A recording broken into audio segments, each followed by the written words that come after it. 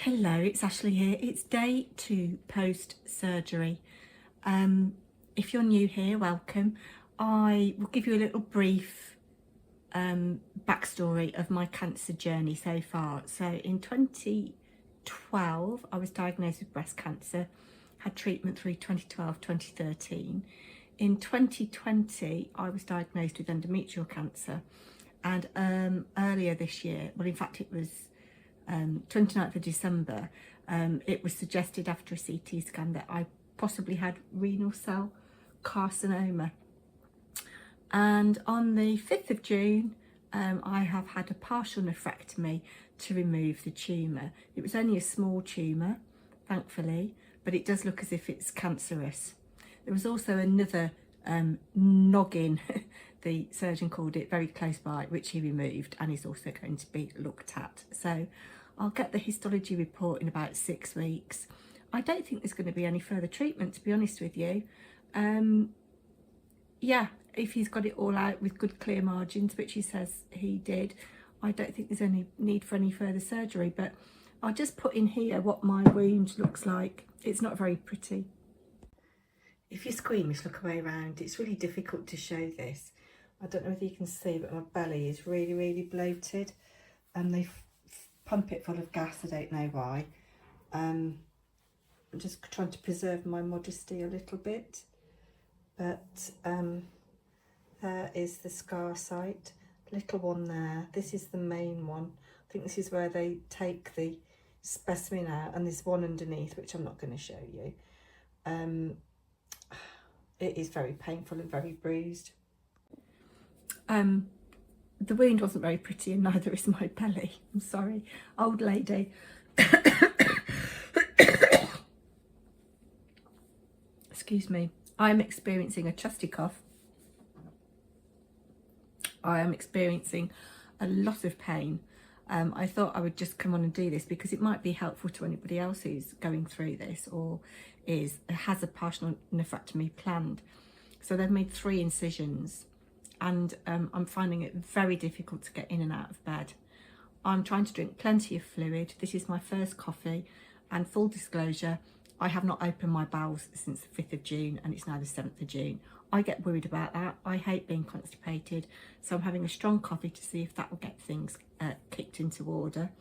I'm trying to walk a little bit every hour.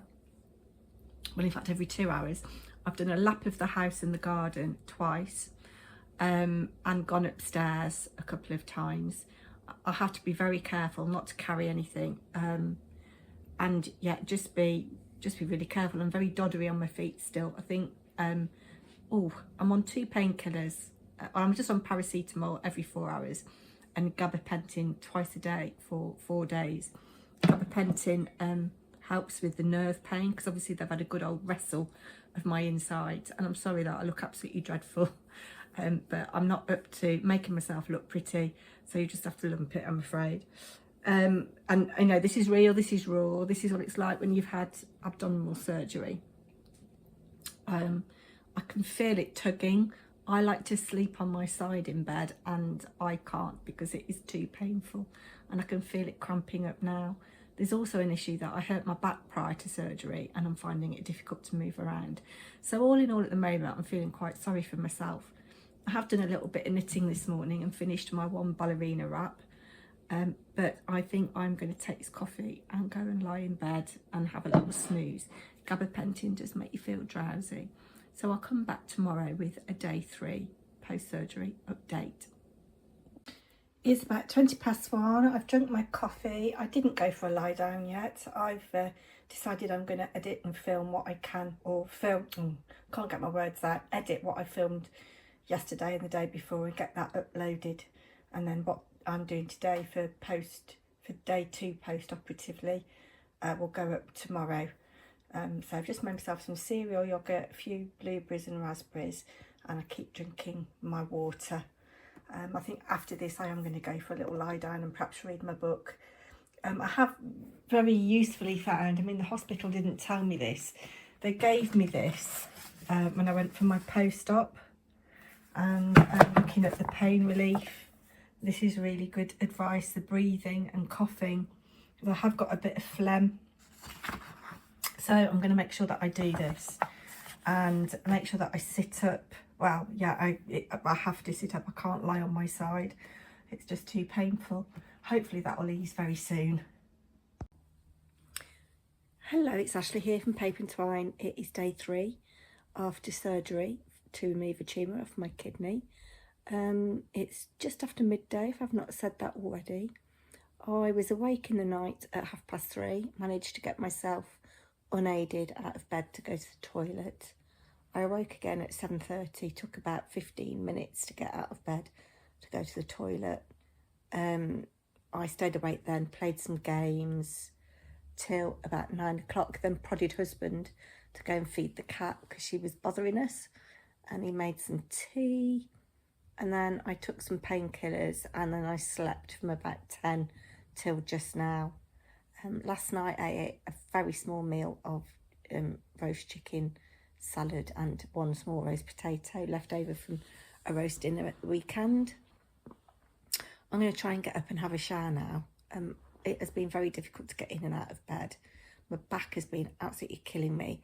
So hubby has put a cupboard door that we don't need under the mattress on my side of the bed to see if that makes any difference. I've also had an ice pack on my back for just over 15 minutes, and it's probably time to have another one soon. But I'm going to get up now and see if I can have a shower.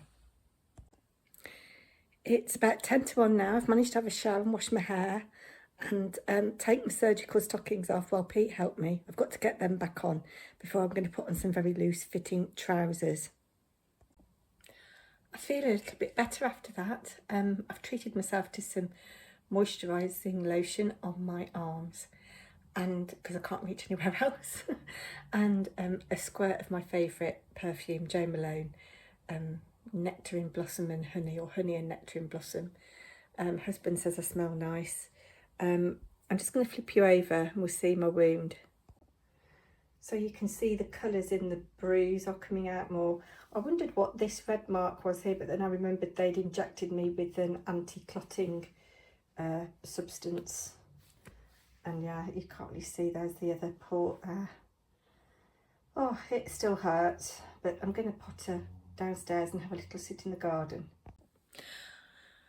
One thing I didn't tell you yesterday, I don't think, was that I OD'd on my gabapentin.